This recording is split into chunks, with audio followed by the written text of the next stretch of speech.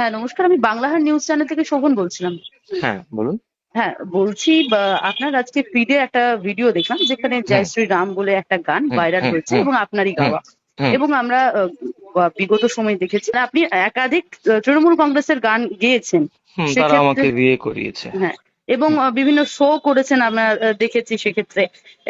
এই যে দেখুন, বিভিন্ন হুম, শোয়ের বিষয় হচ্ছে যখন একটা রাজ্যে যে কোনো দল, ধরুন হুম, আজকে আজকে যে রাজনৈতিক দল এসছে বা আগে যে রাজনৈতিক দল ছিল বা তার আগেও যারা ছিল, যে ক্ষমতায় থাকে রাজ্যের সমস্ত প্রোগ্রাম সেই দল ওরিয়েন্টেডই হয়, তাই না?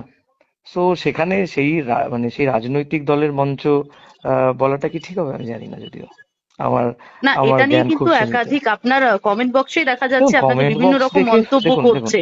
কমেন্ট বক্সে মানুষ কি মন্তব্য করছে সেটা নিয়ে আমার খুব একটা আমি বলার নই। কিন্তু আপনার গান তো অনেকে পছন্দ করে। সেক্ষেত্রে কমেন্ট বক্স হ্যাঁ, তো সেটা মানুষের দেখুন, আমি মানুষের বলি, আমি আপনাকে যে বলি, রায় বা মানুষের আমি আপনাকে কথা। একটা কথা হুম, বলি, হুম, যে মানুষ দু তিনটে জিনিসে কথা বলছে।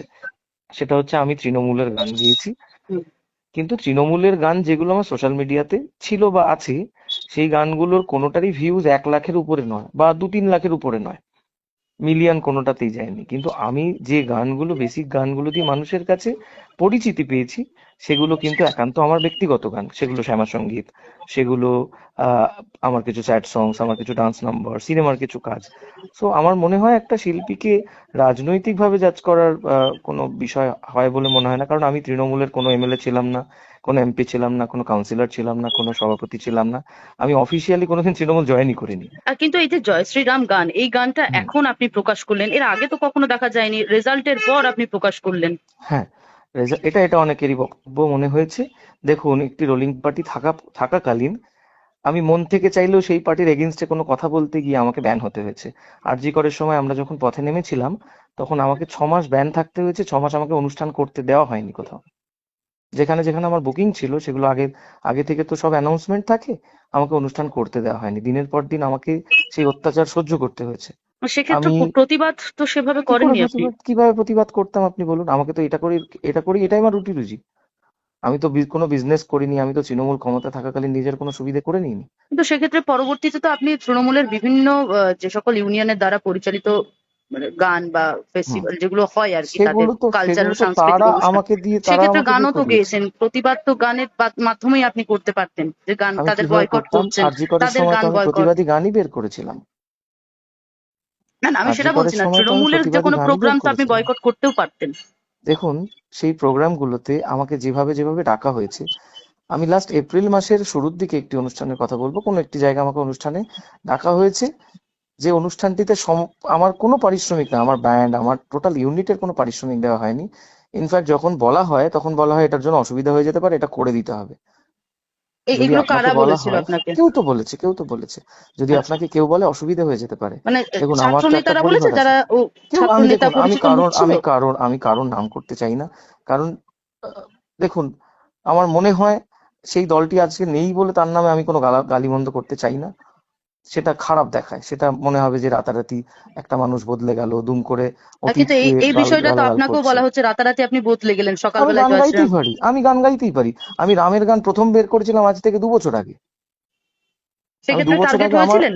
অবশ্যই হয়েছিল, আমার ইউটিউব চ্যানেলে আপনি খুলে দেখুন, রামের গান আজ থেকে 2 বছর আগে রামনবমীতে গান বের করেছিলাম বলে আমাকে তুমুল আক্রোশের মানে ক্ষোভের মুখে পড়তে হয়েছে। আমি ত্রিপুরা গভর্নমেন্টের প্রজেক্ট করেছিলাম, ত্রিপুরা সুন্দরী মা মন্দিরের গান। সেখানে ত্রিপুরার সিএম যিনি, সেখানে বিজেপি গভর্নমেন্ট, সিএম এর সঙ্গে সিএম সেই গান রিলিজ করেছে, একই মঞ্চে থেকেছি বলে আমার উপর আক্রোশ এসছে।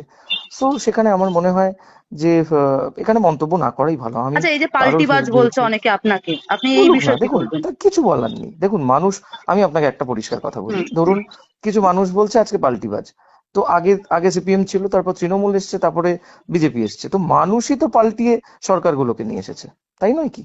তো মানুষই তো বদলেছে, যদি মানুষ পাল্টে যেতে পারে তাহলে তাহলে একটা শিল্পী বদলালে দোষ? মানে শিল্পীরও বদল দরকার আছে বলছেন। শিল্পীর কি স্বাধীনতা নেই? শিল্পী কি চাইতে পারে না যে আমার সঙ্গে যে ঘটনাটা ঘটেছে আমি কি বদলে যেতে পারি না? কালকে সরকার পরিবর্তন হওয়ার ইঙ্গিত পাওয়ার পরেই কি এই সিদ্ধান্ত নিলেন যে গানটা না, রিলিজ না, করবেন? না, আমি আমি অলরেডি যে পার্টি এখন এসেছেন তাদের অনেক অনেক ক্যান্ডিডেটের এবার প্রচারের কাজ করেছি আমি ব্যাক এন্ডে। আমার সঙ্গে অনেকের সুসম্পর্ক। দেখুন, আমি তো শিল্পী, আমি তো কোনো রাজনৈতিক ব্যক্তিত্ব নই। আমি আগেই বললাম, কোনো একটি রাজনৈতিক দল আমাকে দিয়ে তাদের কাজ করিয়েছে মানে আমি বিজেপির সেই তো অনেক রাজনৈতিক, অ্যানথেম বা অনেক গান তো বেরিয়েছে আমরা দেখেছি, সেক্ষেত্রে আপনার কোনো ডাক আমার কাছে পড়েছিল? যে আমার না, আমার কাছে অ্যান্থেম গাওয়ানোর জন্য আসেনি। আমার কাছে প্রচারমূলক বিভিন্ন কাজের জন্য এসেছে, আমি সেগুলো করেছি। দেখুন, একজন আর্টিস্টের যেটুক যেটুক দায়িত্ব থাকে তার কাছে আসলে সে সেটুক করবে।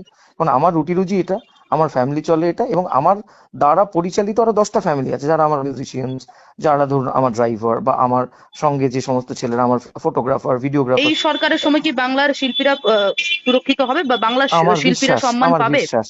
কারণ দেখুন, ব্যান কালচার তো আমরা আগে দেখেছি, অনেক শিল্পীরাই কথা বলতে গিয়ে অনির্বাণ বাবু ব্যান হয়েছেন, রুডিদা ব্যান ছিল দীর্ঘদিন। তো আমার মনে হয় যে এই সরকার আসলে শিল্পীদের কিছু ভালো হতে পারে। দেখুন, শিল্পীদের নিয়ে আমি 5টা অনুষ্ঠান করলাম। আমি তো আপনাকে আমার মনের আরো একটা কষ্ট জানাতে পারি। আমাদের যে গভর্নমেন্ট আগে ছিল, সেই গভর্নমেন্টের এতগুলো প্রকল্পের প্রোগ্রাম হতো। ধরুন, সঙ্গীত মেলা, এত বছরে কোনোদিন আমাকে সঙ্গীত মেলায় গান গাওয়ার জন্য ডাকা হয়নি।